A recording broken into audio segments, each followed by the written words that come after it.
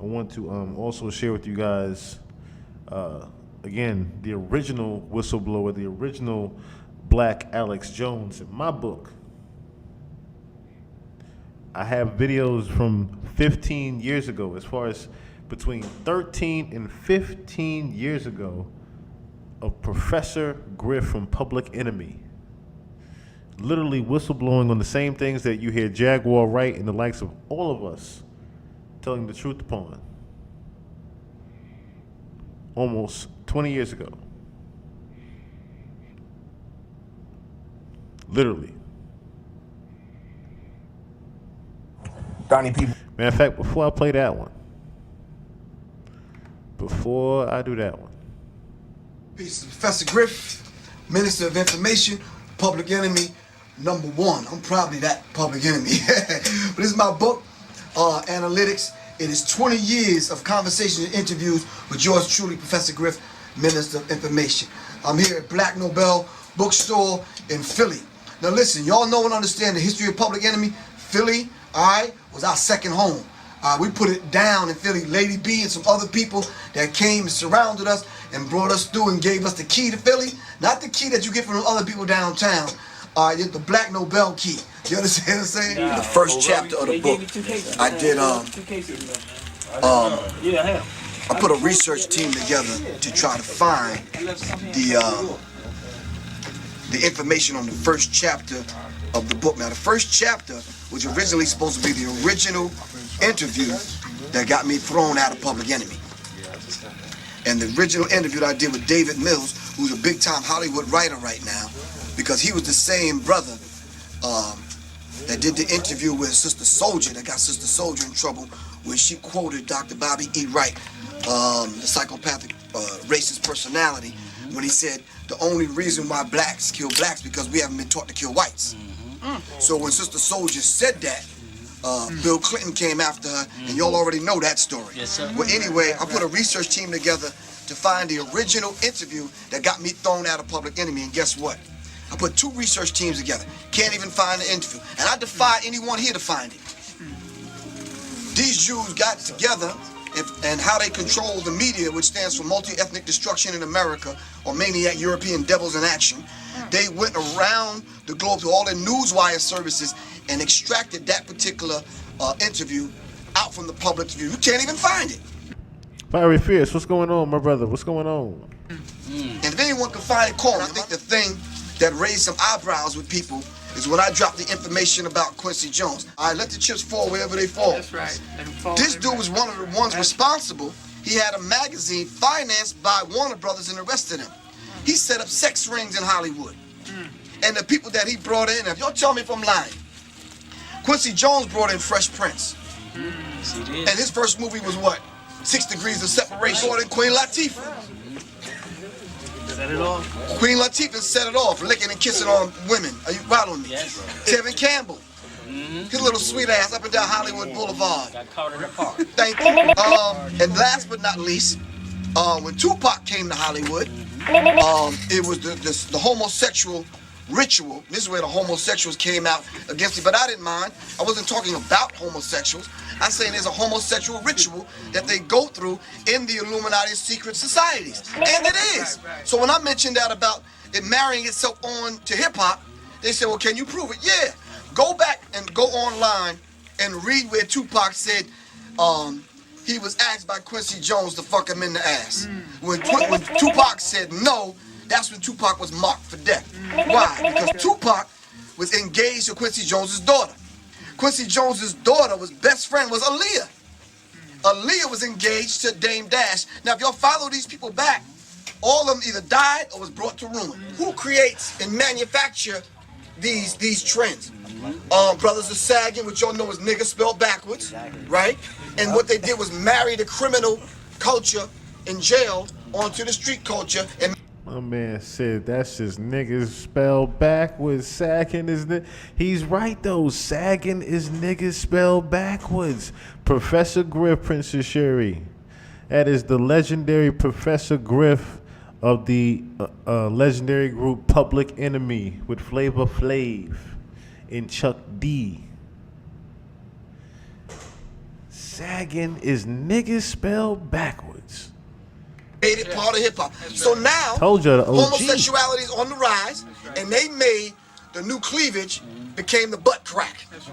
Homosexual mom. Are you following me? Let's not be stupid. There's 15, 20 of us in this room. Somebody in here is the agent. Don't start looking around. But somebody in here is just in here that's going to take this information to the government. And we can't be stupid. Every word. Everywhere we go, is that one person that's in the audience that's going to take that information back. And we got to know and understand that's just a reality. Until we set up an infrastructure to deal with their ass, they're going to be here. That's right. Are you following me? So we have to do that. It's in hip-hop also. The brother that was part of the hip-hop cop task force, he admitted going past belief. Okay. They had designed that particular experiment to shift the plates up under Iran at the behest of the Mossad in Israel. The Mossad is like the CIA in America. That's right. Like the MI5 and MI6 in Britain and in England. Okay. All right? So they was experimenting with the Heart Project to move one of the tectonic plates that's under Iran. So that devastation that you've seen in Haiti can happen in Iran. You can easily dispute what I say, but when it's in black and white, it's hard to refute this.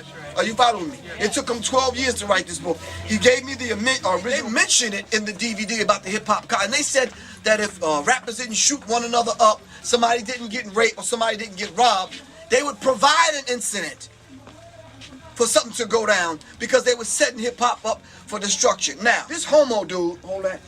What's his name? Puffy, P. Diddy, whatever he called himself this week. He did it. That's right. He was one of the ones that orchestrated some of these things. Now listen, there was a gentleman that he hooked up with, a fashion designer, a gay fashion designer, who put the implantable biomicrochip inside of the tag on the jeans. And what they did was they put a medium tag on a large jeans. So when the brothers went to go buy the clothes, they would sag and they'd naturally be big. So then when information came out on how they were tracking the rappers in every city via your cell phone and via the implantable biomicrochip. Okay. So what they did was they put a dossier together 500 pages thick.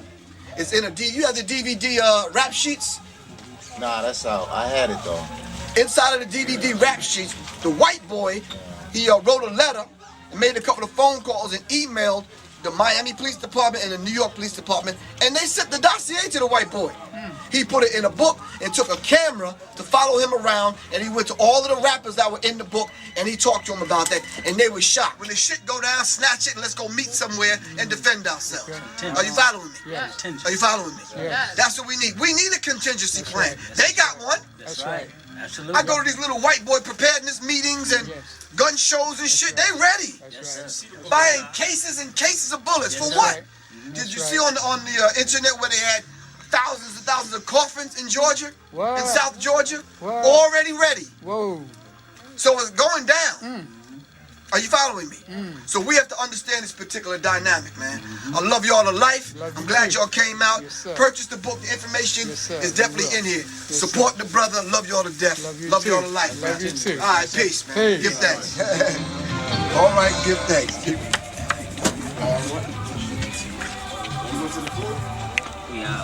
Say what's up. What's up, Black and Nobel? It's Kimmy G, you know what it is.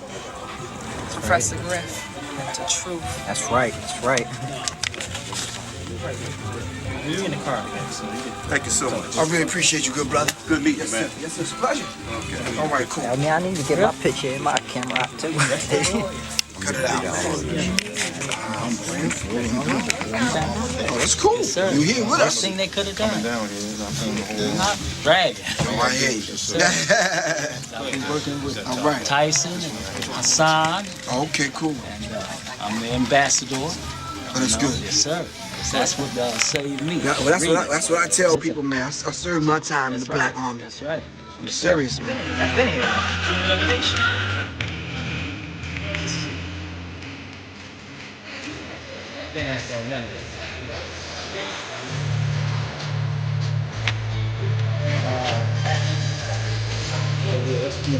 Okay.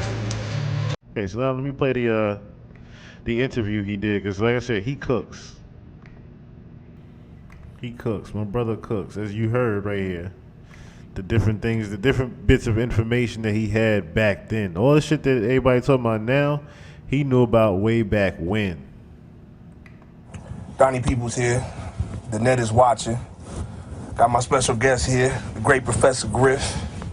For y'all who don't know, a lot of y'all might be too young to know. You know, Professor Griff, the great public enemy, as y'all know. You know what I'm saying? And to me, that was just like the last of the righteous era on the tube. You know, ever since that era, it's been downhill. So you know what I'm saying? At the end of the day, you know what I'm saying? I'm glad to see you doing this thing still. He's still getting that message out to people like me that's still in their 20s, so we can carry it on for generations and generations. So without further ado, because I know I'm rambling along, I want to introduce the man himself, great Professor Griff. Peace, greetings. How you feel? All right, my brother. All right. So Griff, for everybody who don't know, you know what I'm saying, we want to let them know what you got going on. For people who don't know, like I said, a lot of my viewers are young or whatever the case may be. Why don't you tell them where you coming from and what you got going on? That's a good question, simply because a lot of times when you talk about where you came from, it's an era probably before anybody in this room was born. You understand what I'm saying? And to tell people how it was, it's hard for people to grasp the whole concept of being out on Long Island. We call it Strong Island. And we seen the trains coming, the Long Island Railroad coming through, and on the trains, somebody had tagged their name or tagged some graffiti or tagged some kind of message on the train, and we seen it go by. And we trying to figure out, okay, where's that train coming from and what's going on at the beginning of that journey for that particular train. So it led us to get on the train and to follow it back to the Bronx. And we kind of figured hip-hop was going on. You understand what I'm saying? Right. How did Jersey know? The PATH train. How did all the trains and the subways that went underground and went to the Bronx, out of the Bronx into Brooklyn, Queens, Staten Island, Governor's Island, Reese Island, Long Island, went all throughout New York to let people know something was going on in the Bronx. That shit took 10 years. 10 years. We heard it. We seen it. We seen the graffiti. We was hearing something bubbling under. We heard some things. But in order for you to understand and know and understand hip-hop, you had to be there in the first 10 years. We understand a lot of us don't read. You understand what I'm saying? But this is for those of us that do. As a matter of fact, this is the reason why we have to communicate through this medium.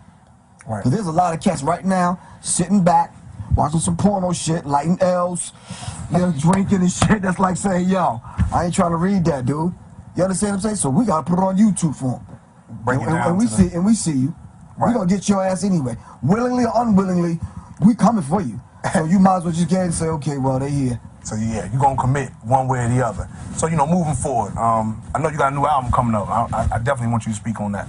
Definition of the title of the album. We wanted to say to people that it's called The God Damage, and you determine what it is. I've heard all kind of definitions. Mine personally is, you know, we the gods. Person that's watching this, the sister that's watching this, she's the goddess. Do you understand what I'm saying? We need to recognize the damage that we're doing to the God self. You understand what I'm saying? Absolutely. Hip-hop came from the essence of the gods and goddesses. Look at what we've done to hip-hop. You understand what I'm saying? So it's the God Damage. It'll be out 30 days from now, and I'm not asking people to go cop it. Shit, you're going to feel it anyway. It's that vibration that we putting out. You ain't got no other choice. I'm not being cocky or arrogant. Right. You understand what I'm saying? It's something that we're going to put out there, and you're going to hear it one way or the other. Well, I got to use that shit as a frisbee at the family reunion or whatever, but you're going to experience it, seriously. So, you know, moving forward, it's some other things we want to talk about. Obviously, this getting a lot of play now. It's coming to the forefront. People really wasn't aware of it. Even myself, back in the day when Pac did the album Cluminati, and I just thought it was just a catchy name or whatever the case may be. But now I'm aware. I'm like, you know, he was basically dissing the Illuminati. So I'm automatically convinced that that's who got him killed, just by comparing both of the names. But you know, for the viewers who are not too aware of the Illuminati, what is the Illuminati? Well, like real basic and like elementary teachings, the Illuminati simply means holders of the light, the torch bearers, the light bearers. Anything dealing with the light, because they feel that they are the ones that's going to lead the way into this new millennium. So when you see the light bearers, you're actually talking about this hidden hand, so to speak, of people who really truly control things. So when you hear the Illuminati, it's the illuminated ones. the light bearers, the torch bearers. And the prime example of that is when you see the Olympics. They take the torch through every city in town, every city, and it comes to America, and they pass the torch. That's a sign of the Illuminati. The Statue of Liberty is the sign of the Illuminati. Shell gas station. The shell is not an actual shell, it's a rising sun. MasterCard, because they call themselves men of towardness, those that operate between the rising and the setting suns, because they're sun worshippers and they believe in the light. You understand what I'm saying? That they're the light bearers. So they leave signs and symbols. I could take out a dollar bill and break it down from top to bottom, back and forth. You understand what I'm saying? These are the people that hid themselves into... And that's why they call them the architects of the world as well. They call Freemasons the architects of the world for that simple thing. They leave little things hiding in plain sight on purpose to leave their mark. Woven themselves into the fabric of every aspect of America. Politics, education, religion, every facet of America. I'm gonna keep this, all right? Okay. So like I was saying, right? When you talk about the Illuminati hiding themselves, here you have the all-seeing eye on top of a pyramid acting as the capstone. You understand what I'm saying? Inside, if you connect the dots, drawing out a Star of David, you'll see the word Mason. All right? But actually, the word Mason, if you scramble the letters around, is the ancient order of the Noble Mystic Shrine. All right? But not only that, see, they hide cute little things like that because they know that we don't know the symbols, symbology. We're not symbol literate. So when you read it further, it says Nuit Coetus, which is Latin, Novus Ordo Seclorum, announcing the birth of the New World Order. Well, shit, the New World Order is already here. This is about to play out. This is only worth 8 cents. So you brothers out there that's selling drugs and killing people over this, stop that, man. This is not even worth it. You understand what I'm saying? But we need to put enough of these together so we can buy some land so we can carve out our own destiny. Are you following me? You see the gentrification going on throughout every major city in America. They moving black people out. They taking over the inner cities. All right? That brings us to Haiti. That brings us to Hurricane Katrina. Are you following me? So these things are going on right before our eyes. But one interesting thing about the dollar bill.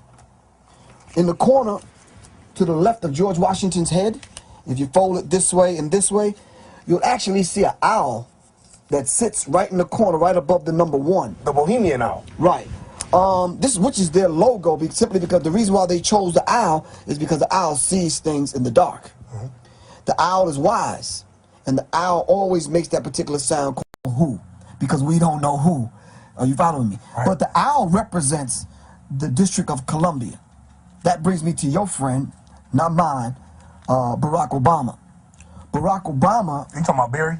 Yeah. What's up, Barry? Barack Obama is the president of a corporation, and he's not the president of the United States of America. Absolutely. Their logo is the all-seeing owl. Now, to prove that, I always say in my lectures that if you find any watch ad in any magazine, the time is always 10:10. Why? Simply because the District of Columbia is designed 10 square miles by 10. That's the government, not everything else. That's what he's the president over. A corporation. What is a corporation's main entity that they buy, sell, and trade? You. Are you following me? You a useless eater to them. You a sheeple. Are you following me? Your birth certificate is worth $634,000. And this is what they use as collateral with Britain. And that's the only thing that they run in America. You're a human resource. You understand what I'm saying? This is why you have no right. So for people who don't know, who runs the Illuminati? Who are the founding fathers of this whole demonic? What I do is, rather than talk off the top of my head, is your dollar back. At the top of my head, I go to books like this, Bloodlines of the Illuminati. It gives you all of the families that are here, not written by a black man, not written by Griff. You understand what I'm saying? These are the bloodlines of the Illuminati. This is why Barack Obama, President Obama, is tied in via the bloodline. This is why Jay-Z said that he was sitting in Saint-Tropez sipping $20,000 bottles of Cristal with the Blue Bloods. Are you following me? So when you talk about a place like the White House, they're not talking about a physical place, they're talking about a bloodline. So we can call their names all day long, but until you connect the dots that Steve Coakley teaches us, you don't know who's operating with who. All right, so Fritz Springmeier broke it down in this book, The Bloodlines of the Illuminati. And the average person, especially us, we're not gonna go to the store and spend $40 and decode this and break this down and teach this to our people. But brothers like myself, I have to. And this gentleman, Tex Mars, wrote Codex Magica. All these signs and symbols and these handshakes and all this kind of stuff your man Jay-Z and the rest of these people are doing, they're decoded right in this particular book. They don't position themselves with these handshakes and these body movements and sitting a certain way. You see what I mean? They don't do this for nothing. All right?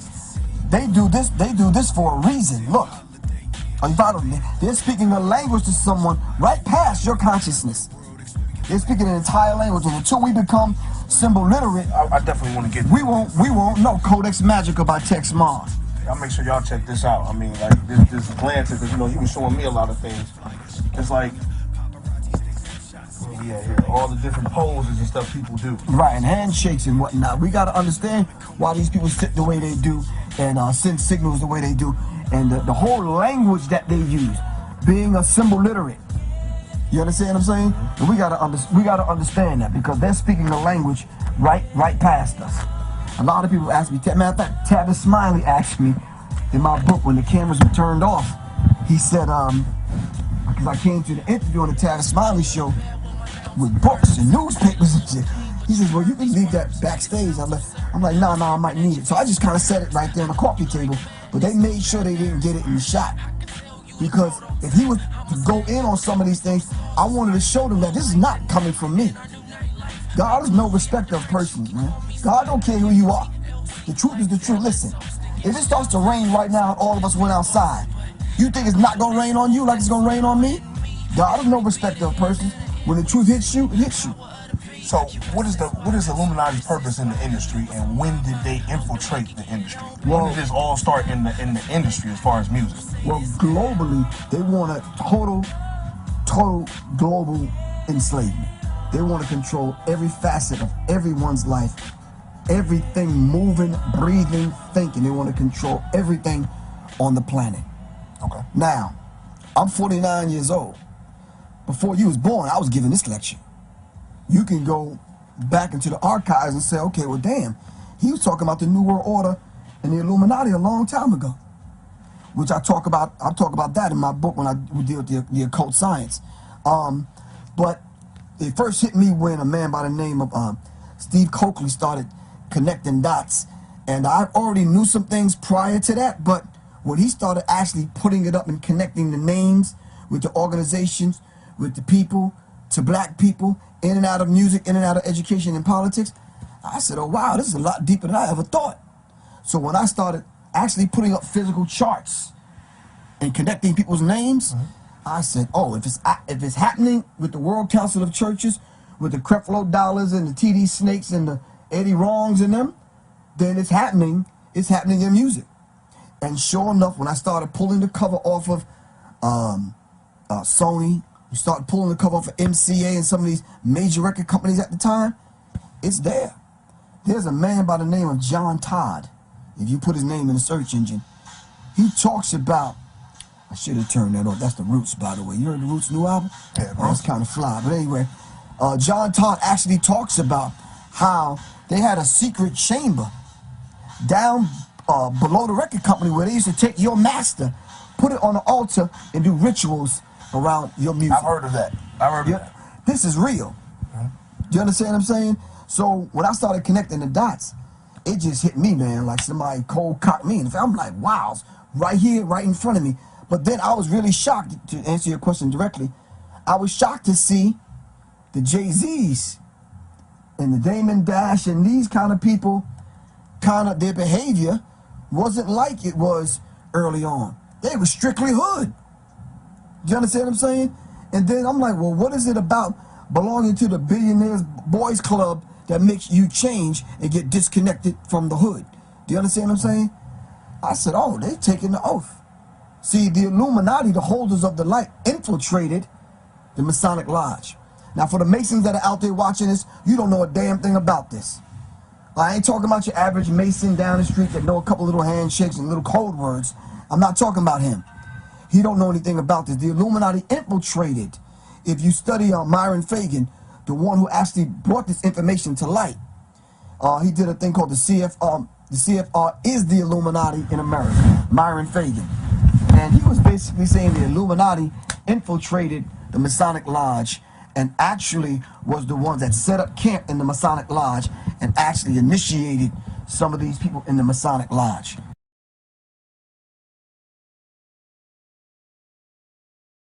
And once the Kanye West and the Nas and these kind of people kind of took that oath, it's a wrap, man. So let me ask you this, like with Nas, especially, like, I always thought Nas was speaking against the powers that be, especially with the last album that he released, the Nigga album. Like, I felt like out of all the mainstream artists, he really was the one to kind of expose some of the stuff that was going on and kind of speak out against it. You know, not like how Tupac did. I don't think he went as far as that. But at the same time, he did kind of come out at them. I think Nas in a clever way, and we have to respect Nas for this. Beautiful brother, talented artist, but he has to juggle this thing like we got to juggle this thing. He got to survive. Do you understand what I'm saying? And I think he was up in that space. I think some shit was revealed to him, and he said, look, if I don't play both sides of this thing to get out of this shit alive, I'm going to end up like Tupac. Personally, that's what I feel. Nas may be watching this. I know Nas. Nas knows me. You understand what I'm saying? But that's what I'm thinking. That's what I'm feeling watching Nas and the moves that he's making. Throughout his whole life, because Nas, to me, I felt like they always tried to position Nas in Jay-Z's position. You know what I'm saying? Like, as far as, like, I feel like they approached each artist from different coasts, the main artists at the time, and approached them with the same ultimatum. Right. And the ones who they felt like didn't want it and were probably going to reveal something, they ousted. Right, but you know, so it's an interesting point, simply because I tell people all the time, you don't choose them, they choose you. Right. So they had their eye on Nas for a long time. Now, we can't sit there and say for sure that they approached Nas, but I'm telling you, I'm willing to bet some money that they did. Look at his career and some of the things that he was trying to do. You understand? On a street level, trying to survive in the industry. He was battling Jay-Z at the point where he flipped and signed with Jay. And I'm like, wait a minute, dude. You just ate his ass alive with the ether. You understand what I'm saying? But yet you're going to go sign with your rival? Come on, something's up with that. Right. See, that's the Hegelian dialectic principle. You know, that's the three-step solution. Problem, reaction, solution. You know, the same thing that Kanye and 50 Cent did. Made us think that they were against one another. When they started competing who's going to sell the most records, shit, they was probably in cahoots with one another to get that cheese, get caked up. You understand what I'm saying? So what do you feel about, like, so you feel like every artist who's in that money space, the Puff Daddies, the Jay-Z's, the 50 Cents, the Kanyes, the Eminems, the Dr. Dre's, all these people, the Ice Cubes, are they a part of what's force feeding us with all this? Yeah, but they want to know, and I want to look in the camera and tell them to their face, man, your ass is a peon. When them crackers get a hold of your ass and they decide to do away with you like they did Michael Jackson, I'm warning you, I'm telling you, they killed Michael Jackson. I believe that. When they ready to get rid of your ass, you are done. And your ass cannot come back to the hood. You seen the DVD rap sheets? Nah, I'm not here. Well, this white boy actually got the dossier 500-page thick from the police department. And he actually took it around with a film crew, such as yours, and he actually put Snoop on the camera. He put a few people on, 50 Cent and other people on film looking through the dossier. You know why? Because inside of the dossier, like it is here, the names of your children, your wife's name, your house, what kind of car you own, social security number, their bank accounts number, everything that they could possibly have in that dossier, they gave to this white boy. And they used that dossier to pass around to police agencies. This is how come when we show up in Miami for a party or whatever, like the party you about to have tomorrow or this weekend or whatever, oh, it's a wrap. They already know you coming. And then slick ass, gay ass Puffy. Puff. What is that book at? What the hell I did with that damn book? Mark Curry's book. Mark Curry talked about, is there some books over there? Nah. But anyway, I know it. Mark Curry's book, Dancing with the Devil, how Puffy burned the bad boys of hip-hop. He talked about that. You understand what I'm saying? So when you talk about Puffy hiring these gay French and Italian and European white dudes to design his clothes, we found out that they had put an implantable biomicrochip inside the label. So like the jeans you got on, that may not even be your size, but when you went to the store, you said, man, I get a 42 regular. Well, they took the small, medium tags and put it on the extra, the large, and the extra large jeans. Are you following me? So naturally, the pants to be baggy. Then they married on the jail culture to hip hop, and now the butt crack became the new cleavage. Are you following me? Slick devils, man. This is why you get the dudes in the streets now with the funny little hairstyles and the earrings and the white tees and the cute little tight skinny jeans and this kind of thing. It's feminizing hip hop. Thank you, Puffy. We really appreciate that. Wow, that's deep.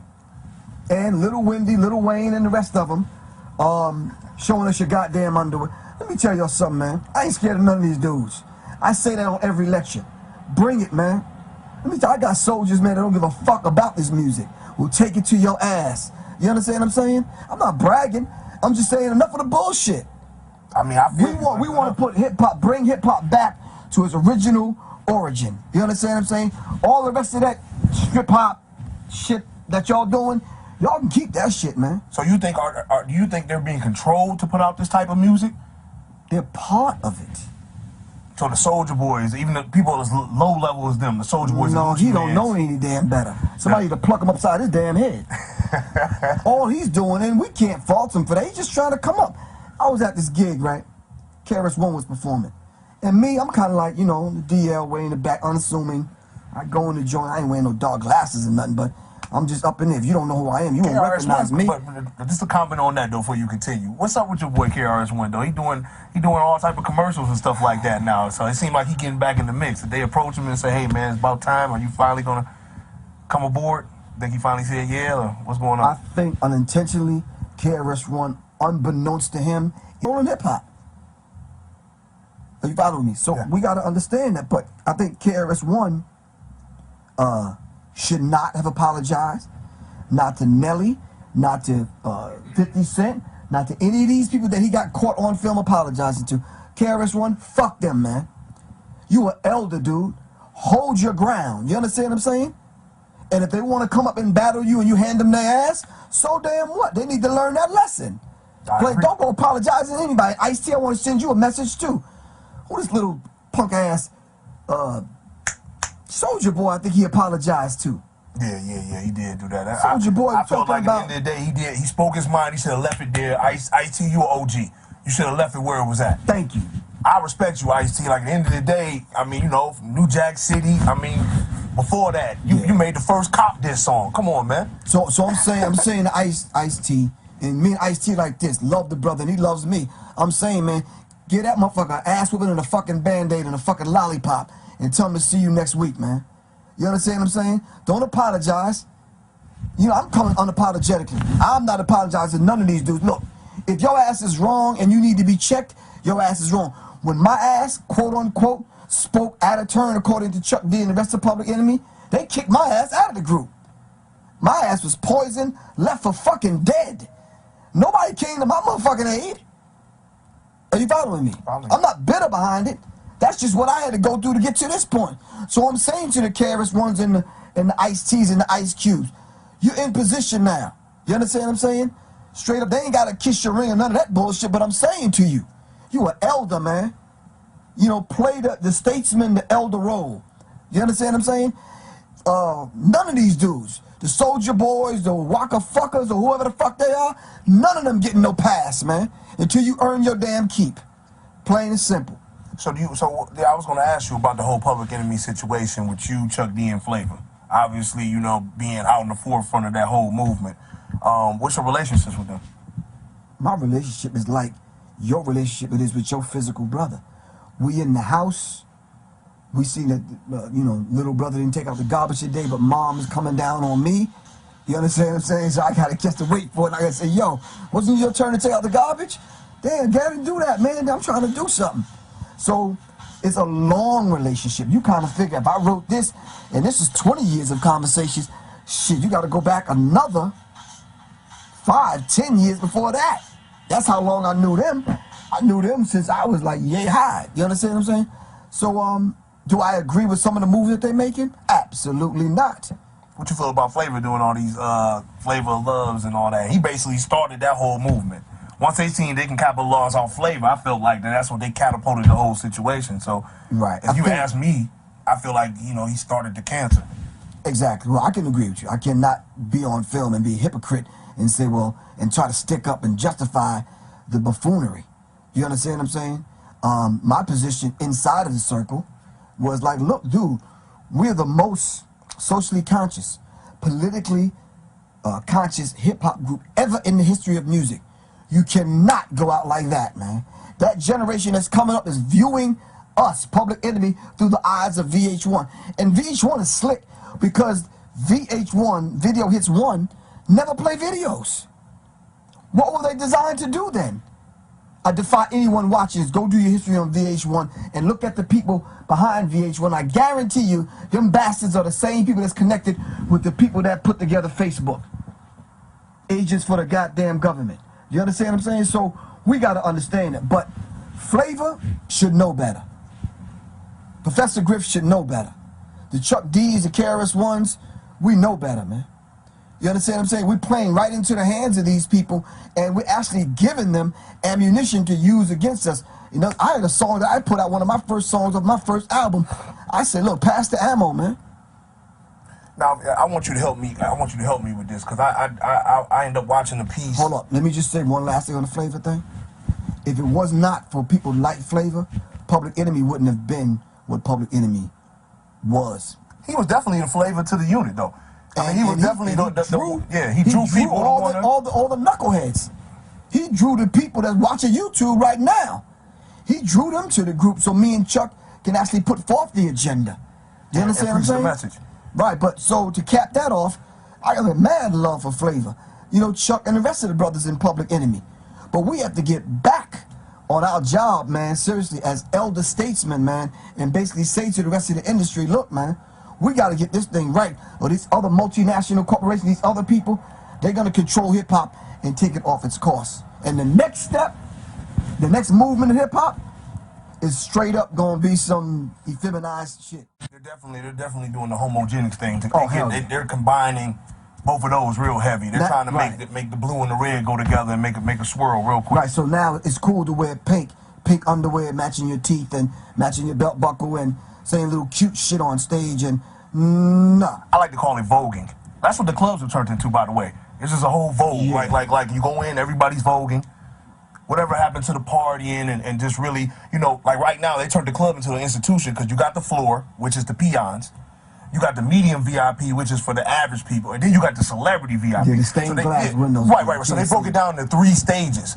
So to me, that's like an institution too. Yeah, when you talk about the 3 stages, ironic that Jay-Z's album is the Blueprint 3. So when we talk about the 3, I don't even want to get into that. But we don't understand the deeper side. That Blueprint 3, we understand like the Blueprint 3. Like once I found out Jay-Z studies Alexander Cromley, which is Aleister Crowley. Yeah, Aleister Crowley. I apologize. He's basically like the messiah of the new age movement. They all refer back to him. And when I seen that "Do As Thou Wilt" on his shirt, which is the whole of the law. Mm-hmm. Yeah, when I seen that on his shirt, and I hear him talking about evolution is progress. Right. Basically meaning ushering in the new age. And when they put out that video on to the next one, which I feel like, listen, because I'm going to keep it funky, right? Because that's what I know how to do. Y'all know me.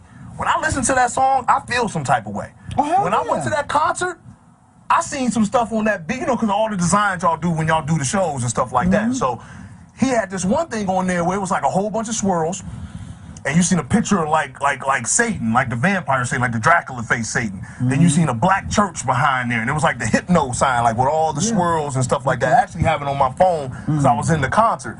And I asked my one man in Houston, like, you know, did you go to the concert, whatever? He's like, yeah. And I asked him about that one particular scene. He said they did the same thing at that concert too. Yeah. So I'm thinking like you're putting together this big Blueprint 3 tour, doing that, you know, with the hypnos and stuff. Is you trying to go around and hit me? Because I mean, look. Phyllis was packed. There's about like 30,000 people in there almost, it felt like. You know what I'm saying? So if all these people are seeing that one sign, what do you think that means? Like Jay won because he initiated all of y'all. You went through the ritual. I'm sorry about it. I gotta throw away my Blueprint 3 CD. No, you actually went through the ritual. Study your esoteric agenda, where they tell you certain times of the year, every year, they have to spill large amounts of blood. They have to pull, they're like psychic vampires. They have to pull your energy. 30,000 people throwing up the all-seeing eye of Lucifer, throwing up the Baphomet. Oh, they got you. They got your energy. You drained, dude. You leaving there dizzy.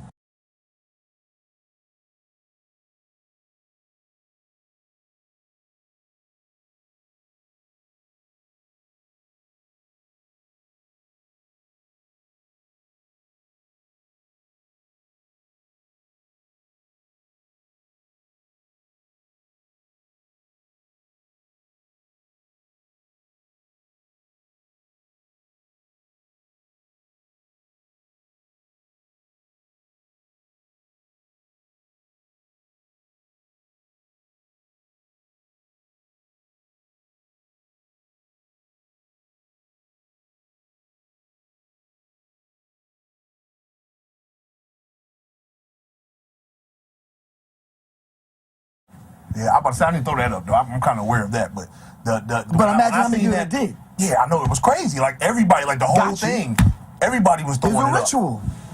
And it's crazy. It's crazy how, you know what I'm saying, like they pull it off on you like that. And like with Jay-Z, I had so much respect for Jay, but it's like now as I'm becoming aware and I'm awakening to what's going on. Like I said, me coming out the young culture or whatever, it's sad, man. Like it's really sad. Like how can you deceive so many masses of people when everybody listens to Jay? He is doing the bidding of his masters. And he's doing a great job, though. That's why they're rewarding him with basketball teams. And that's why Jay, for real, y'all got to understand, Jay is the most powerful man in hip-hop right now. Not Puff Daddy, not 50 Cent, Jay-Z. Well, he does the bidding of his masters well. That's what I'm saying. I beg to differ with that. The most powerful men in hip-hop, we don't see. Oh, yeah. They don't have mics. Right. They ain't got to go on stage and clown and, you know, buck dance. Well, you could say he's the most powerful face that they're using. Like, he's the ultimate to where he does what they tell him to do. That's the same thing with Barack Obama. I mean, he's the most powerful face. And this man, Zbigniew Brzezinski, made that very clear. It's not Barack, though. It's Barry. I don't know Barack. I know Barry. But the Grand Chessboard explains it. Zbigniew Brzezinski. Y'all probably never heard of this dude. He's probably 80 years old. But if you just put his name in the search engine, Zbigniew Brzezinski, the Grand Chessboard, you understand what I'm saying? You'll be surprised at the money that was put up to make sure Barry, thank you, was selected before he was elected. That's all I got to say on that. So let me ask you this about the house situation with your house getting burnt down. Do you think the Illuminati has something to do with that, to try to send you a message to try to quiet you, or? Well, this is something I've never really said on film. I've said it on film, but I had that particular tape locked away in my safe behind my desk, and no one has ever heard me say this. But I think it's time that we kind of get this out in the open. That you know, on the Occult Science Radio interview and World Star and some other interviews that I've done, I've actually talked about the blood and the human sacrifice. Well, I'm gonna look right in the camera and say this. I was supposed to be that blood human sacrifice for Public Enemy, but I survived it. Do you understand what I'm saying? And since I survived it and I'm talking about it now it's imperative that these people silence me. Plain and simple. I've told you about people that I had to deal with right in front of my door right here. Do you understand what I'm saying? I tell people, look, when you call me, know that this conversation is being listened to. Plain and simple. I can't tell you how many times my MySpace, Facebook, email accounts, websites get shut down. You understand what I'm saying? I know they listening. You understand what I'm saying? To a degree, I know these days are numbered for me. You understand what I'm saying? But I have to do what I have to do because I know they got to do what they have to do. My house burning down, that wasn't no accident. That wasn't no accident. But see, I'm not tied to the material. You know, this is what I do photography and make music in here, and I ain't skip a step. And I really appreciate all the people like, you know, y'all's people stepping up. You know, brothers was just putting money in my hand when they see me in the street. They was going online and going to PayPal and putting money in my account to make sure that I stayed alive. And the people actually stepped up, man. And I wouldn't be if it wasn't for the people. Yeah, because the people are waking up. They're getting aware exactly. now. And you know what they said themselves? That Professor Griff, man, but I may not agree with everything he got to say or the way he say it, but hey man, that brother's a soldier. And if they came at that brother like that to silence him like that, I gotta support the brother. I mean, $5, I ain't gonna miss that. You understand? The people were giving me used books. I had 3,000 books, man. All my books couldn't even fit in these 3 rooms. That's real. You understand what I'm saying? I mean, I had a DVD library that'll blow your mind. And to come home, I wasn't even in town at the time. To come home and look at the shell of my house, I'm like, God damn. So I'm walking in, with a wet t-shirt over my mouth. I'm going through, seeing if I could salvage some things. It was like critical. And then for the insurance company to fight me tooth and nail, even down to the lawyers, man, just probably paid off. So have they ever tried to approach you, though, and try to get you in, with you knowing so much? I'm pretty sure that, has anybody ever tried to approach you to get you into this so-called... Let me tell you what your man Hustle Simmons said to me. I'm at the Million Man March, or the Million More Movement, I think it was the one after that. Behind stage, dignitaries and all the important people were there. So I'm talking to Russell, and I'm like, look, now, did that whole Jewish thing affect your life like it did me? He says, man, all you had to do was make a hit record, and that would have been that. Or basically, in other words, all you had to do was come on in. Basically, you understand what I'm saying? Chill the fuck out. We would hit you off, just kind of like, everything would have been cool. You mean to tell me all this time my life has been ruined? I've been poisoned, shot at, house burned down, all kicked out of Public Enemy, all this shit, and you tell me in a fucking fleeing moment behind stage somewhere that all I had to do was make a hit record? Oh, damn. That goes to show y'all, man. They don't give a fuck about you. They don't give a fuck about you. You understand what I'm saying? Right now I'm feeling like Tupac. They don't give a fuck about us, man. They killed that brother, man. That brother was on something. You got to question Quincy Jones about that. Quincy Jones set up those sex rings, and Quincy Jones had called Tupac in to go through the homosexual ritual, and when he turned him down, when he turned Quincy Jones down, and Quincy Jones found out that he was engaged to Quincy Jones's daughter, that's when Tupac was marked for death. Quincy Jones's daughter was best friends with Aaliyah. Aaliyah was mocked. Aaliyah connected to Dame Dash. Dame Dash was mocked. From Dame. It's all connected, trying man. to start that, Michael Jackson was mocked. All that. It's all connected. It's all connected, man. Read the Tavistock Institute. Every lecture I show this book. These are written by white boys long before us. This was going on. They came to America as operatives, coming among us. Remember back in the day, this book talks about the nefarious niggerization of hip-hop, the first millennium edition of the American Directory of Certified Uncle Toms. It talked about how these young white boys started establishing all these record companies, these subsidiaries, because their parents owned the majors. They got distribution. So they could sign the brothers to these subsidiary labels. Are you following me? They were the ones that said that they were going to make you calling yourself a nigga very popular. It talks about that on page 236, I believe. And I tell people all the time, I said, listen, this ain't Professor Griff. It says with their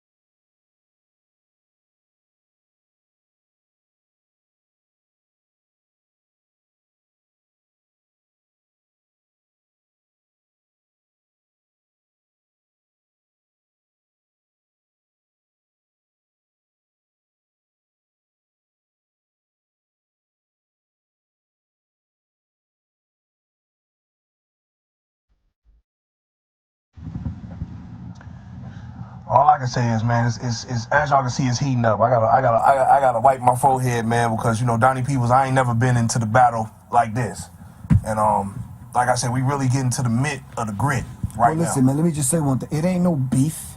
It's no beef. I'm not gonna see you at the Soul Train Awards, and and you going, But this what I want. And they gonna want to bump me or send their man to come step to me. It ain't gonna be that kind of party, man. Because I'm telling you. I'm 5'5", 148 pounds, dude. I'm not playing that. I'm not playing that. So let me ask you this, because back to that whole homosexual ritual thing. right? So if Pac was set up to do this and he didn't do it, which, you know, does everybody have to go through that to get in? No, not everybody. You see, like I said earlier, you don't choose them. This ain't an everybody thing. This is an elite club. Okay, so Pac, the elite club now would be Jay-Z, 50, Puffy, Kanye, Beyonce, and all. Okay, so are these people, have they been put the through that? Rihannas. Have they been put through that? Yeah, it's probably not their time, but that's not the only ritual. So you saying Jay-Z being at the point he is now, because the Blueprint 3 was signifying his masturbation shit. That album.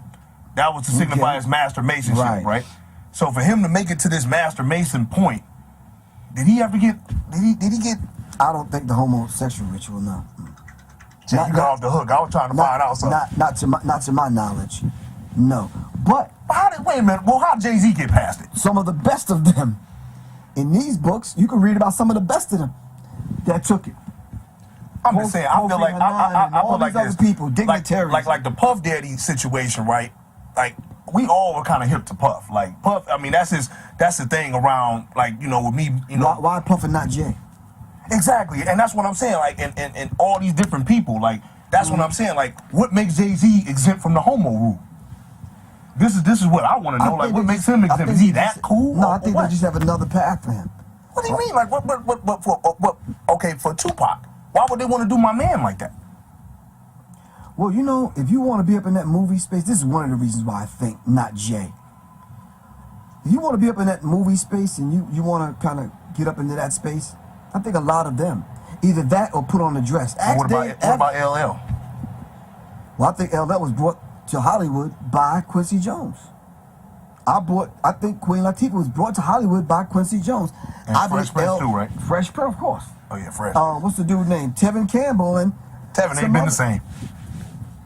They ruined that man, and I think that's why Mike was messing with Quincy. No, you see, but you got to understand something. Mike rejected it like Tupac rejected it. But you don't think he was a part of it at first? I mean, because Mike was older when he rejected it. Mike didn't start rejecting it maybe till he turned about 40. Didn't know any better. That's what I'm saying. So all them kids being put in his bed and stuff. Why would they put among him? Precisely the point. That's what I'm saying. So was Quincy behind the scenes putting the kids in the bed? No, I'm not talking about Quincy, but I'm talking about those people that surrounded Mike are connected to the people that surround Quincy. Wow. You understand what I'm saying? Absolutely. And it's like, you know, do your thing. We got to initiate you. We got to bring you in, whatever. Go on YouTube and listen to Michael Jackson's speeches. Oh, yeah, I was here. Yeah. I heard that whole little tour he was setting up. When he rejected the whole ritual thing, he's like, no. He was losing his mind for a minute, hanging a baby out of the window because he was wrestling with it. Then they came at him, and it was like, look, man, we're going to bring you up on charges, dude. Take pictures of your fucking freckles on your dick.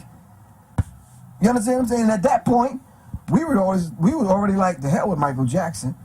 Then Cat Williams came out and said what he said about Mike. But Cat Williams was correct when he said those mansion parties, and y'all don't understand what go on with that shit, man. See, now you have to bring my viewers up to speed on that, because the whole I'm not even hip to that, what was said about that. What did Cat Williams? Cat Williams said they was letting him in, and the stuff that he was seeing was blowing his mind. And I'm telling y'all right now, if y'all don't want to believe it, watch in the next couple of years. They coming after Cat Williams. Cat Williams tell too much truth. They coming after Cat Williams, man. Seriously. Do you understand what I'm saying? And the whole idea of Michael Jackson rejecting it and they bringing him up on charges and this kind of thing, that's public humiliation. Then they set up the doctor, to be around Mike in his presence, and they provided the medicine for him to give the mic. Oh, come on, man. That's covert operation, dude. That's CIA. And that's why the Jackson's family is not kind of talking, because I already know they've been threatened. And that's why they not saying nothing. Joe like, I ain't gonna do with that. Exactly. So if you want to live, shut the hell up. And that's pretty much what it is. That's what it is. And a lot of times, we don't have a lot of time to tell the entire story, but I hope within the next 6 months, I'll be able to decode the stuff that I'm showing you here, especially, you know, how they murked William Cooper. Oh, I have that book at the house. You understand what I'm saying? Behold the Pale White Horse, yeah. William Cooper, Alex Constantine, John Coleman, who also wrote the Committee 300, John Potash, These people that don't look like us, but they've documented it. Okay. You understand what I'm saying? We got to get back to basics, man. We got to start reading. We back in the day when I was coming up, we made it popular to stand out on the corner and kind of show people what we know and what we studied. That's not popular anymore. Oh, now you understand what I'm saying? Oh yeah. Hell yeah. But we got to bring that back. Straight up, brothers. Y'all got to start reading, dude. A lot of y'all call me and want to run up on me in the street at the fucking grocery store 3:30 in the morning trying to prove your point, but you don't read shit. I came up during the day that wasn't no internet, so I had to read. Right. You understand what I'm saying? So, you know, you have to read. But the internet, I can honestly say, blessed us to hear real people like you though. Oh, give that. You know what I'm saying? To be able to, because like you said, if it was just strictly on reading, then I would be totally ignorant. I'm just now starting to get my reading on, so to speak. But it takes the internet to make me want to read. That's the man in you admitting that. You understand what I'm saying?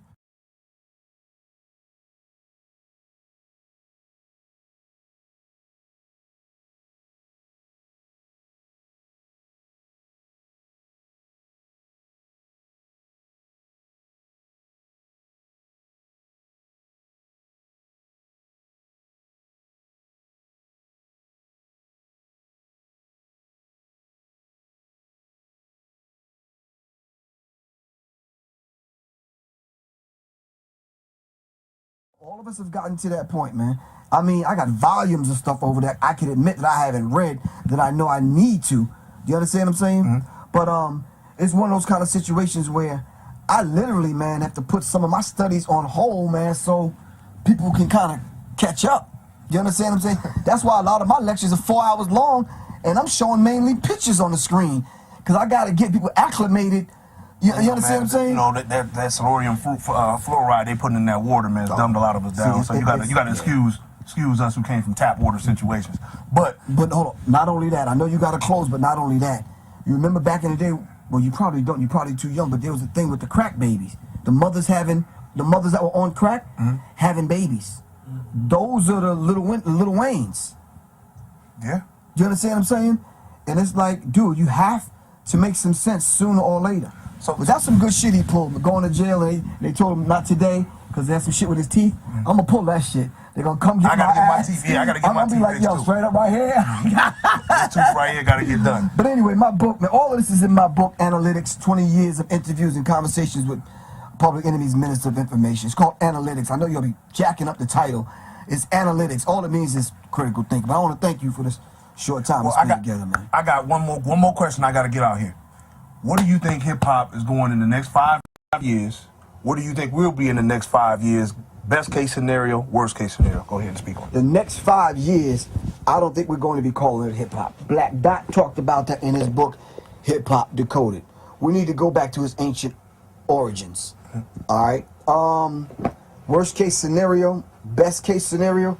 Best case scenario, that my daughter's daughter will be speaking a language that we probably won't even understand, like Lil Wayne. When I hear him, I don't understand what the hell he talking about.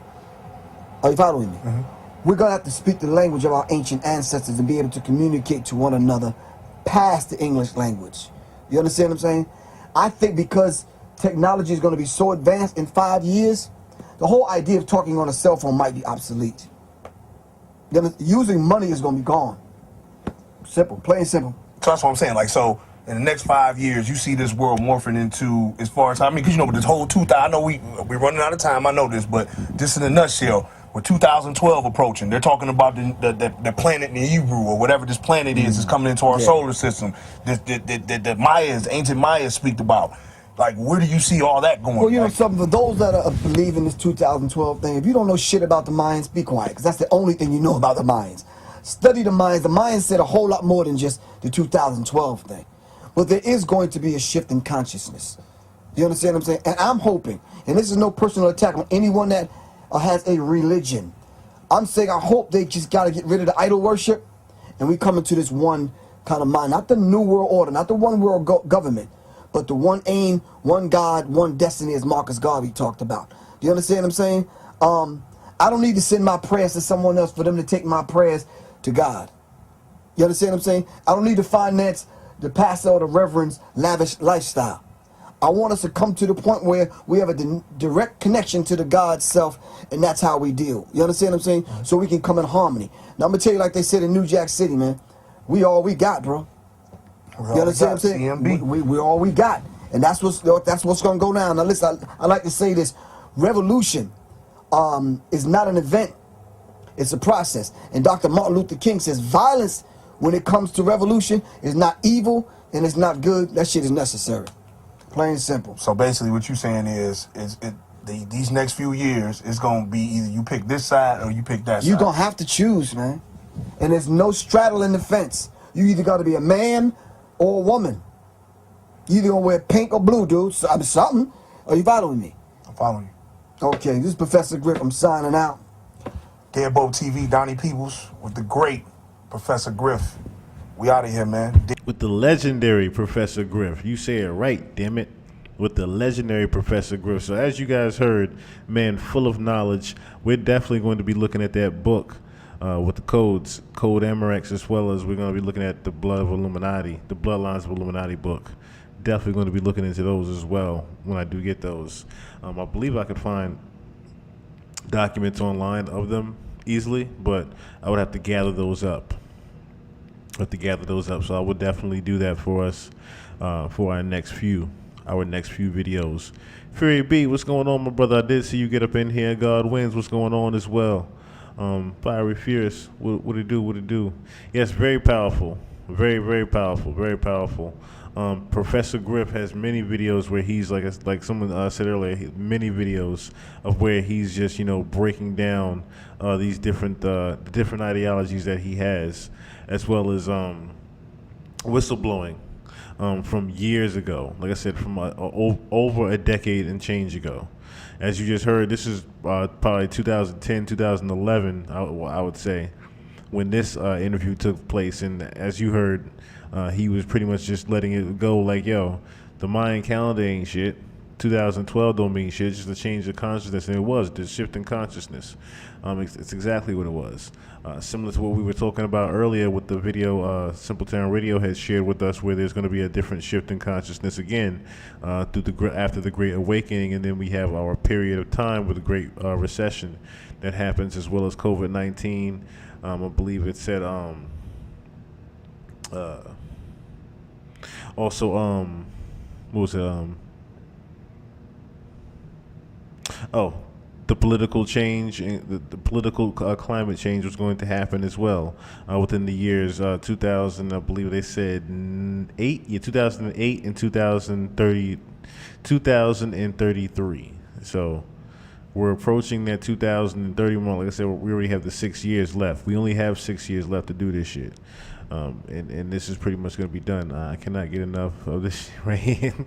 And that's the thing, right? You can never get enough of good information. You can never get enough of just great information and just great knowledge that, someone like the great Professor Griff spreads as well. And he, like I said, he was talking about the same things that Jaguar Wright and everybody else are talking about 15, 20 years ago. Just letting us all know that, yo, not only is the Illuminati real, but pay attention to your celebrities, pay attention to your hip hop stars and things like that. Pay attention to the things that they do. You know what I mean?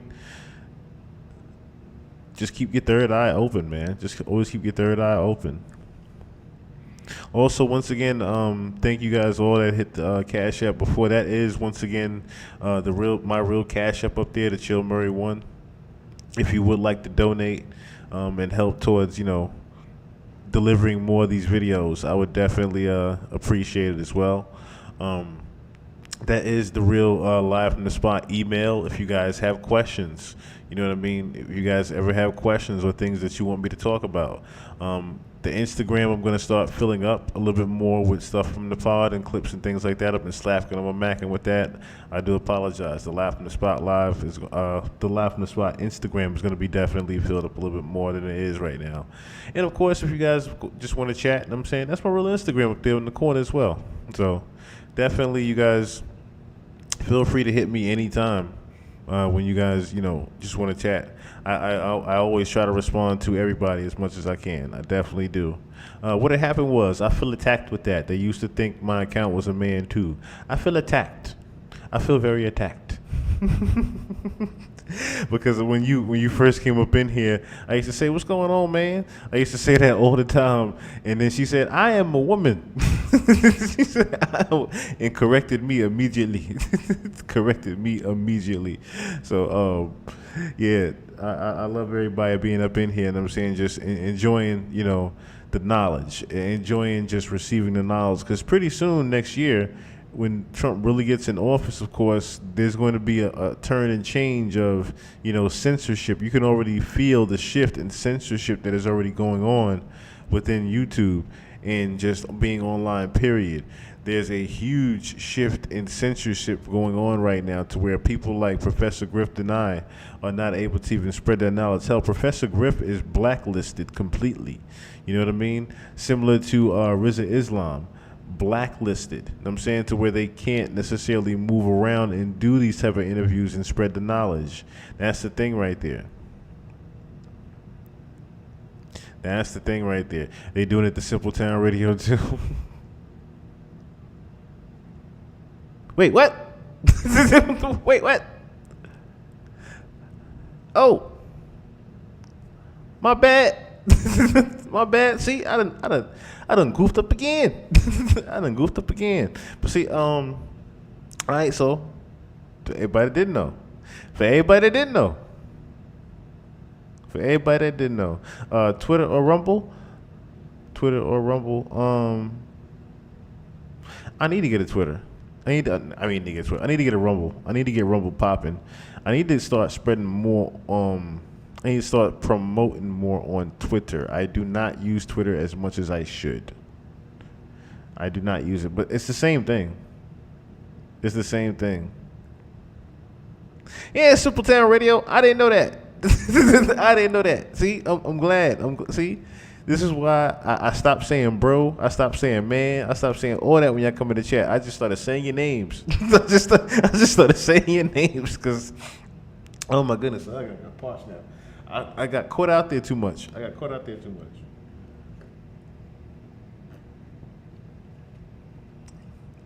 I got caught out there too much. Yeah, yo. Meeting the changed hip hop. I'm telling you. And that's one of the main reasons why I do these types of videos, because it feels different when you can't necessarily listen to your favorite artist anymore. Like, it's fucked me up to not be able to, you know what I'm saying, listen to Jay-Z anymore. It's fucked me up to not turn on Puff anymore. Hell, it kills me to boycott Drake. It kills me to boycott Drake.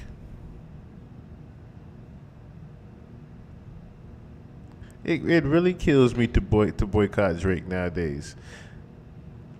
A lot of my celebrities, a lot of my favorite artists, I can't listen to anymore. I can't, look towards them for inspiration of success because of how they actually got there. It bothers me. It truly bothers me. Yes, I mean, my mom's was talking about that before, like a lot of her old, even down to the Little Kims. A lot of our old favorites, you know what I'm saying? We're finding the truths about nowadays, and it's just sad of the shit that we didn't know about or weren't privy to that was right there in front of our faces. That's why it's very important for us to look at the Code Amerix book, because then we can start seeing different hand signals and hand gestures that they were doing right in front of us. We could also start seeing who was in what, you know what I mean? As he said earlier in the beginning, right? And I mentioned this before, too. Not all Freemasons are the Illuminati. The Illuminati is just the Illuminati and the 13 bloodlines itself. That's it. Certain Freemasons have no knowledge whatsoever of what's going on with the New World Order and things of that nature. Certain Freemasons in their Grand Lodges have no clue whatsoever of Project Bluebeam and what it actually entails. Hell, a lot of them probably aren't even privy to or paying or care about, the new technologies of weather manipulation, or what we looked at earlier, the nervous manipulation system with US 6506. Do your Googles on that as well. it hurt me to cut Denzel off. Yeah, see, that's the thing. Even Denzel, I didn't even play that video yet. I still haven't looked at that. We might look at that later on. But I still haven't, you know what I'm saying, looked at Denzel's joint. Yeah, he's another one. Just all of our celebrities are nothing but fallen angels if you think about it. And they're still continuing to do what they do because they still want to keep their money. So they're going to play those roles. I mean, Denzel, perfect example, was just talking about I kissed a man in my last movie I did. They cut the shit out, but I kissed a man. I just want y'all to know that. Nigga, what? You could have left that information away from me, Denzel. You could have left that information away for when, you know what I'm saying, your time was done. But you didn't have to hurt me like that. American Gangster is one of the greatest movies of all time. You ruined an American Gangster for me, sir. Why are you doing that to me? You ruined Training Day for me. Why are you doing that for me, sir? I didn't even watch all of the Book of Eli. Damn it. Why are you doing this to us? But I mean, hey. I was telling you all his sins sound like Richard Pryor, right? Because on the way out, everybody tries to get right with God and let everybody know what they were doing beforehand. They try to make sure that there are no regrets because that is literally what hell is. Hell is you repeating the loop of your regret. That's why I try to just, I try to stay clean within my spirit and soul. I try to stay clean in my soul as well. I do try that.